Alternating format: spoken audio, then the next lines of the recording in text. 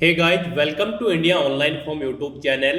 Guys, आज की इस वीडियो में हम बात करेंगे Steel Authority of India Limited के new recruitment notification online form apply process के बारे में। Steel Authority of India Limited ने mining sirdar, surveyor, medical officer और भी अन्य पद हैं जिनको भरने के लिए नोटिफिकेशन जारी कर दिया है।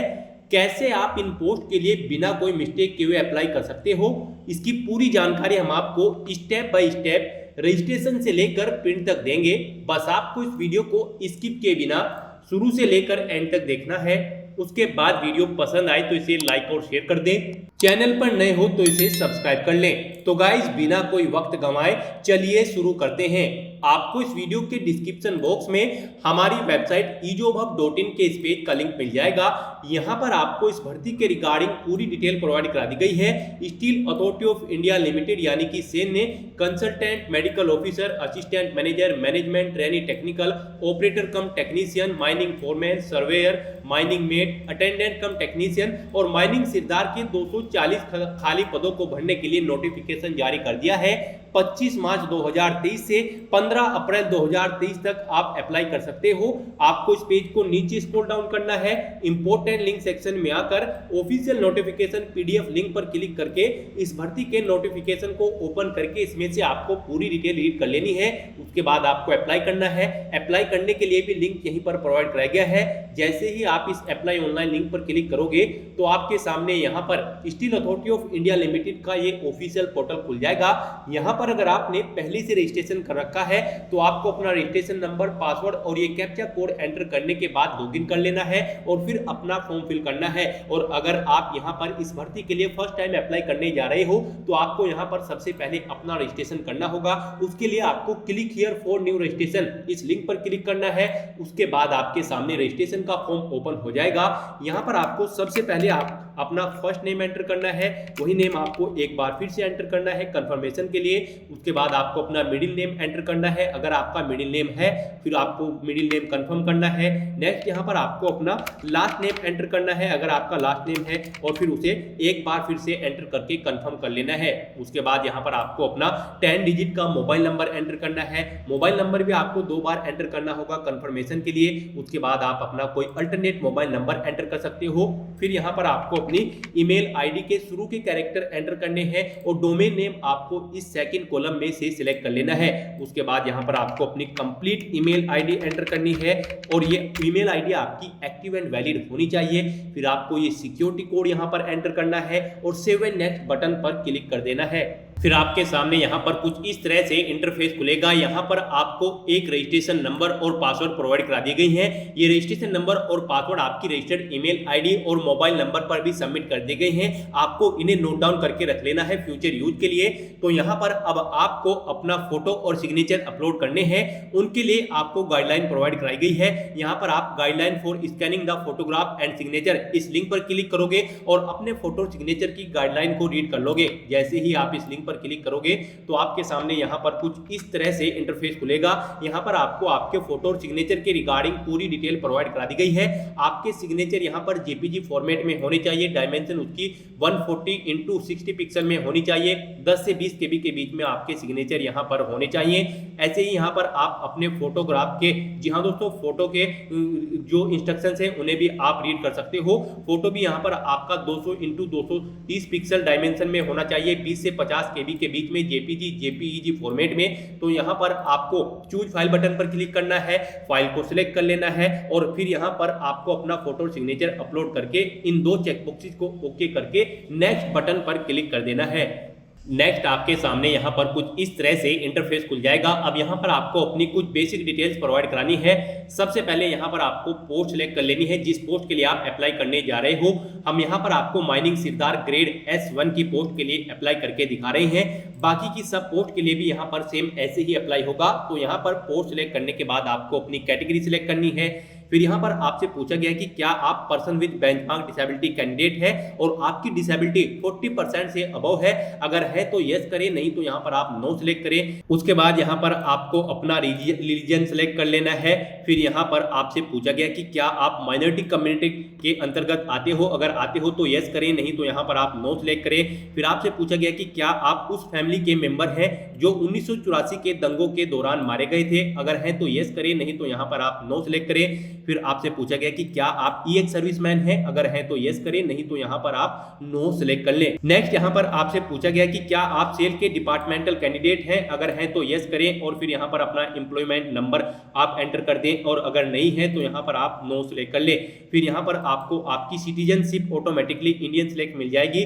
उसके बाद यहाँ पर आपको अपना एग्जामिनेशन सेंटर सिलेक्ट कर लेना है। आप अपनी चॉइस के अकॉर्डिंग कोई भी एग्जामिनेशन सेंटर यहाँ से सिलेक्ट कर सकते हो। नेक्स्ट यहाँ पर आपको अपनी डेट ऑफ बर्थ सिलेक्ट कर लेनी है। उसके बाद यहाँ पर आपको अपना जेंडर सिलेक्ट करना है।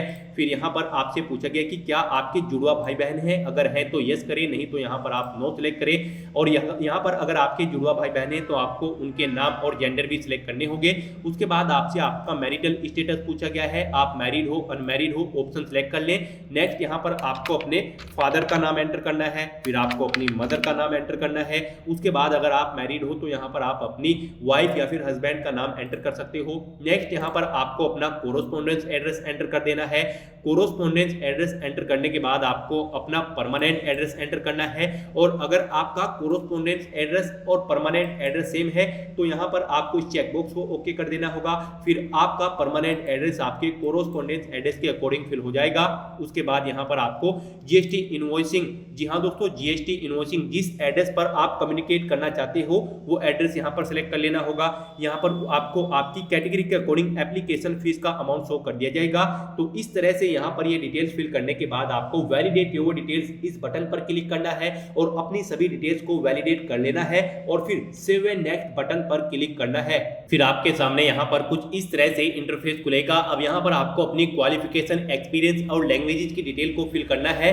गाइस यहाँ पर आपको हम माइनिंग सिरदार की पोस्ट के लिए अप्लाई करके दिखा रहे हैं। आप ऑफिशियल नोटिफिकेशन में से पर्टिकुलर पोस्ट की एलिजिबिलिटी क्राइटेरिया चेकआउट कर सकते हो।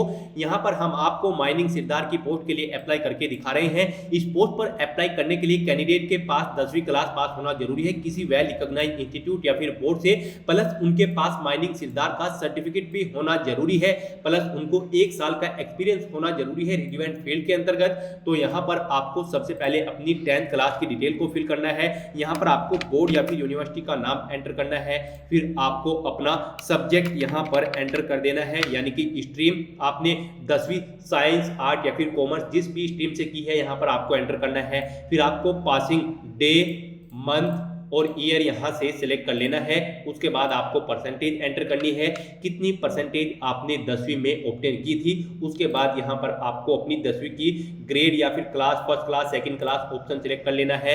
उसके बाद यहाँ पर अगर आपने कोई डिप्लोमा, ग्रेजुएशन या फिर पोस्ट ग्रेजुएशन या फिर पोस्ट ग्रेजुएट डिप्लोमा या फिर कोई अदर क्वालिफिकेशन कर रखी है तो उसकी डिटेल भी आपको यहाँ पर सेम ऐसे ही प्रोवाइड करानी है। यहाँ पर हम आपको माइनिंग सिरदार की पोस्ट के लिए अप्लाई करके दिखा रहे हैं। उसके लिए यहाँ पर आपके पास माइनिंग सिरदार का सर्टिफिकेट भी होना जरूरी है। तो यहाँ पर आपको अपना सर्टिफिकेशन में आकर अपना सर्टिफिकेट की डिटेल्स को भी फिल करना है। यहाँ पर आपको सर्टिफिकेट का नाम एंटर करना है। फिर यहाँ पर आपको उसका डिग्री, सब्जेक्ट या फिर स्ट्रीम सिलेक्ट कर लेनी है। Mining sirdar certificate of competency from DGMS under CMR। उसके बाद आपने कब इसे पास आउट किया है वो डेट आपको सिलेक्ट कर लेनी है। फिर यहाँ पर आपको उसमें कितने परसेंटेज मार्क्स ऑब्टेन हुए हैं इस सर्टिफिकेट में आपको वो एंटर करने हैं। फिर आपकी कौन सी इसमें ग्रेड है, फर्स्ट, सेकंड, आपको यहाँ पर ऑप्शन सिलेक्ट कर लेना है। उसके बाद यहाँ पर आपसे पूछा गया है कि क्या आपको 1 साल का एक्सपीरियंस है रिलेवेंट फील्ड में जिस पोस्ट के लिए आप अप्लाई करने जा रहे हो, यानी कि माइनिंग सिरदार सर्टिफिकेट कॉम्पिटेंसी में। अगर है तो यहाँ पर आपको यस सिलेक्ट करना है। यहाँ पर आपको यस सिलेक्ट करना कंपलसरी है, अदरवाइज आपका फॉर्म रिजेक्ट कर दिया जाएगा। फिर यहाँ पर आपसे पूछा गया है कि क्या आपके पास valid gas testing and first aid certificate है, तो यहाँ पर आपको यस या फिर नो सिलेक्ट कर लेना है। नेक्स्ट यहाँ पर आपको अपनी एक्सपीरियंस की डिटेल को फिल करना है। सबसे पहले यहाँ पर आपको नेम ऑफ द एम्प्लॉयर, अपना नाम एंटर करना है। फिर आपको डेजिग्नेशन यहाँ पर एंटर करनी है, जिस डेजिग्नेशन पे आप कार्यरत थे। फिर यहाँ पर आपको डेट सिलेक्ट कर लेनी है, कब से कब तक आपने वर्क किया है, यानी कि आपको कब से कब तक एक्सपीरियंस है। यहाँ से आप इस कैलेंडर में से डेट सिलेक्ट कर सकते हो। फिर आपको नेचर ऑफ ड्यूटी यहाँ पर एंटर करनी है। अगर आप जॉब छोड़ चुके हो तो उसे छोड़ने का कारण यहाँ पर आपको एंटर करना होगा। और फिर इन डेट्स के अकॉर्डिंग यहाँ पर आपका एक्सपीरियंस काउंट होकर आ जाएगा और यहाँ पर आपके टोटल एक्सपीरियंस के मंथ शो कर दिए जाएंगे इन डेट्स के अकॉर्डिंग। उसके बाद यहाँ पर अगर आपको एक से ज्यादा जगह वर्किंग एक्सपीरियंस है तो आप ऐड मोर बटन पर क्लिक करके एक और रो ऐड कर सकते हो और फिर अपने एक्सपीरियंस की डिटेल को फिल कर सकते हो। उसके बाद यहाँ पर आपको लैंग्वेजेस की डिटेल फिल करनी है। यहाँ पर आपको कम से कम हिंदी लैंग्वेज आनी जरूरी है। हिंदी में आपको रीड, राइट और स्पीक तीनों चीजें आनी चाहिए। उसके बाद यहाँ पर अगर आपको किसी और लैंग्वेज की नॉलेज है तो आप उसे यहाँ पर एंटर करके उसकी डिटेल यहाँ पर सिलेक्ट कर सकते हो। इस तरह से यहाँ पर अपनी एजुकेशनल क्वालिफिकेशन, एक्सपीरियंस और लैंग्वेजेस की डिटेल को फिल करने के बाद आपको वैलिडेट योर डिटेल्स बटन पर क्लिक करके अपनी ये सभी डिटेल्स वैलिडेट कर लेनी है और फिर सेव एंड नेक्स्ट बटन पर क्लिक कर देना है। नेक्स्ट आपके सामने आपके एप्लीकेशन फॉर्म और रजिस्ट्रेशन फॉर्म का पूरा प्रीव्यू शो कर दिया गया है। आपको सभी डिटेल्स वन बाय वन करके केयरफुली चेक करनी है। फिर आपको इस पेज को नीचे स्क्रॉल डाउन करना है। कहीं पर कोई मिस्टेक है तो आप बैक बटन पर क्लिक करके एडिट कर सकते हो, नहीं तो आपको आई एग्री इस चेक बॉक्स को ओके करना है और कंप्लीट रजिस्ट्रेशन बटन पर क्लिक कर देना है। उसके बाद आपके सामने यहाँ पर कुछ इस तरह से इंटरफेस खुलेगा। अब यहाँ पर आपको अपना लेफ्ट थंब इंप्रेशन और हैंड रिटन डिक्लेरेशन अपलोड करना है। यहाँ पर आपको गाइडलाइंस भी इनके लिए प्रोवाइड कराई गई है आपके इन डॉक्यूमेंट के लिए। आप इस लिंक पर क्लिक करके इन डॉक्यूमेंट की गाइडलाइन चेकआउट कर सकते हो। गाइस, यहाँ पर आपका लेफ्ट थंब इंप्रेशन जेपीजी या फिर जेपीजी फॉर्मेट में होना चाहिए 20 से 50 केबी के बीच में, और आपका हैंड रिटन डिक्लेरेशन भी यहाँ पर 50 से 100 केबी के बीच में होना चाहिए। यहाँ पर ये भी जेपीजी या फिर जेपीजी फॉर्मेट में होना चाहिए। तो यहाँ पर आपको चूज फाइल बटन पर क्लिक करना है, फाइल को सिलेक्ट कर लेना है और अपने डॉक्यूमेंट्स अपलोड कर देने हैं। उसके बाद आपको ये सिक्योरिटी कोड यहाँ पर एंटर करना है और फिर सेव एंड नेक्स्ट बटन पर क्लिक कर देना है। फिर आपके सामने यहाँ पर कुछ इस तरह से इंटरफेस खुलेगा। आप एप्लीकेशन प्रिंट लिंक पर क्लिक करके अपने एप्लीकेशन फॉर्म का प्रिंट आउट ले सकते हो फ्यूचर यूज के लिए। अब यहाँ पर आपको आपकी कैटेगरी के अकॉर्डिंग एप्लीकेशन फीस का अमाउंट शो कर दिया जाएगा। आपको ये सिक्योरिटी कोड यहाँ पर एंटर करना है और सबमिट बटन पर क्लिक कर देना है। फिर आपको ओके करना है। उसके बाद आपको पेमेंट गेटवे के इंटरफेस पर रिडायरेक्ट कर दिया जाएगा। यहाँ पर आप डेबिट कार्ड, क्रेडिट कार्ड या फिर नेट बैंकिंग के थ्रू या फिर वॉलेट कैश कार्ड के थ्रू भी अपना पेमेंट कर सकते हो। आपको यहाँ पर अपना कार्ड नंबर एंटर करना है। फिर उसके बाद यहाँ पर आपको उसका एक्सपायरी मंथ और ईयर सिलेक्ट कर लेना है। फिर अपने कार्ड का 3 डिजिट का सीवीवी नंबर आपको एंटर करना है। कार्ड होल्डर का नेम एंटर करने के बाद आपको मेक पेमेंट बटन पर क्लिक करना है और अपने एप्लीकेशन फीस का पेमेंट कर देना है। एप्लीकेशन फीस का पेमेंट होते ही आपके एप्लीकेशन फॉर्म की सभी टास्क कंप्लीट हो जाएगी। उसके बाद आपको अपने एप्लीकेशन फॉर्म का एक प्रिंट आउट ले लेना है फ्यूचर यूज के लिए, फ्यूचर रेफरेंस के लिए। तो गाइस, ऐसे आप अपना steel Authority of India limited का ये फॉर्म फिल कर सकते हो। आज की वीडियो में बस इतना ही। आई होप ये वीडियो आपको पसंद आई होगी। अगर पसंद आई हो तो इसे लाइक और शेयर करें। चैनल पर नए हो तो इसे सब्सक्राइब कर लें। Thanks for watching.